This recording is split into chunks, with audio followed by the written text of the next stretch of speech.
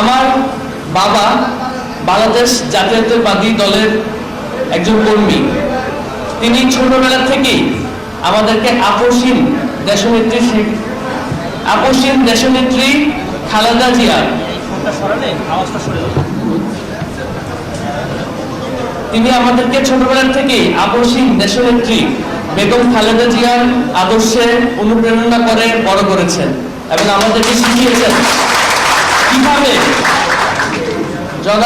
কিভাবে বেগম খালেদা জিয়ার মতন আপসহীন থেকে নিজের জীবনকে পরিচালিত করতে হয়।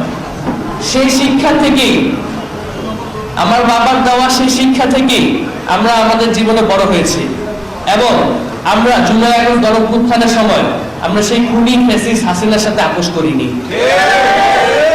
মুগ্ধ শহীদ হওয়ার পরে আমরা দেশবাসীকে মুগ্ধর কথা যখন জানাতে চেয়েছি তখন নানাবিধি হুমকি ধামকি তখন থেকেই শুরু হয়েছে এবং আমরা সেটাতে দমে যাইনি এবং আমরা দেশবাসীকে জানিয়েছি কিভাবে মুগ্ধর সাথে অন্যায় করা হয়েছে, কিভাবে মুগ্ধকে খুন করা হয়েছে। তারপর থেকে আমাদেরকে গণভবনে নেওয়ার জন্য নানাবিধি চাপ হুমকি ধামকি দেওয়া হয়েছে, কিন্তু আমরা সেটিতে দমে যাইনি। আমরা বলেছি আমার ভাইকে যে খুন করেছে, যে খুনের নির্দেশ দিয়েছে, তার সাথে আমরা কখনোই দেখা করব না এবং আমরা আপোষ করিনি। সর্বশেষ এই অন্যায় অত্যাচার আমরা সহ্য করতে না পেরে আমাদেরকে সেই জুলাইতে আমাদেরকে আত্মগোপনে যেতে বাধ্য করা হয়েছিল। ঠিক বিএনপির প্রত্যেকটা নেতাকর্মীকে যেভাবে আত্মগোপনে যেতে বাধ্য করা হয়েছে, আমাদেরকেও সেভাবে আত্মগোপনে যেতে বাধ্য করা হয়েছে। আমরা দেখেছি বেগম খালেদা জিয়া কিভাবে তার সন্তানের সামনে দাঁড়িয়ে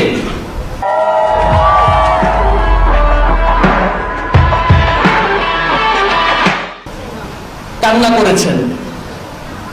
আমরা দেখেছি কিভাবে তিনি অসহায়ের মতন তার সন্তানের লাশ ধরে দাঁড়িয়েছিলেন। আমি আমার মাকেও দেখেছি তিনি কিভাবে তার সন্তানের সামনে তার লাশটি ধরে দাঁড়িয়েছিলেন। এই মায়েদের চোখের ফোঁটার প্রতিশোধ বিচার আপনারা কি নেবেন না? অবশ্যই। এই প্রত্যেকটি চোখের পানির হিসাব দিতে হবে এবং এই বাংলাদেশের মাটিতেই দিতে হবে। আমরা সবাই মিলে, এই দেশের সকল জনগণ মিলে আমরা এই জুলুমের বিচার আমরা করব। আমাদের যেই 2000-এর উপর শহীদ হয়েছে, 20,000-এর উপর আহত হয়েছে এবং তাদের মধ্যে অনেকেই অন্ধত্ব এবং পঙ্গুত্ব বরণ করেছে, তাদের বিচার আমরা নিব। তাদের শুধুমাত্র বিচার নেওয়াটাই আমাদের দায়িত্ব না, তাদেরকে রক্ষা করাও আমাদের দায়িত্ব। তারা বিভিন্নভাবে আওয়ামী লীগের বিভিন্ন সন্ত্রাসীদের থেকে বিভিন্নভাবে হুমকি ধামকি পাচ্ছে।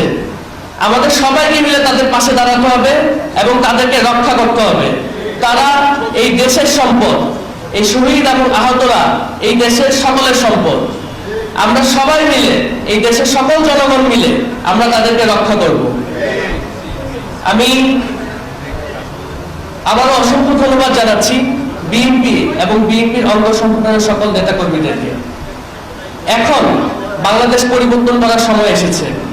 আমাদের সম্মানিত ভারপ্রাপ্ত চেয়ারম্যান জনাব তারেক রহমানের নেতৃত্বে আমরা শেখ হাসিনার তৈরি করে যাওয়া সেই ফ্যাসিস্ট শাসন ব্যবস্থা আমরা চিরতরে বিলুপ্ত করব।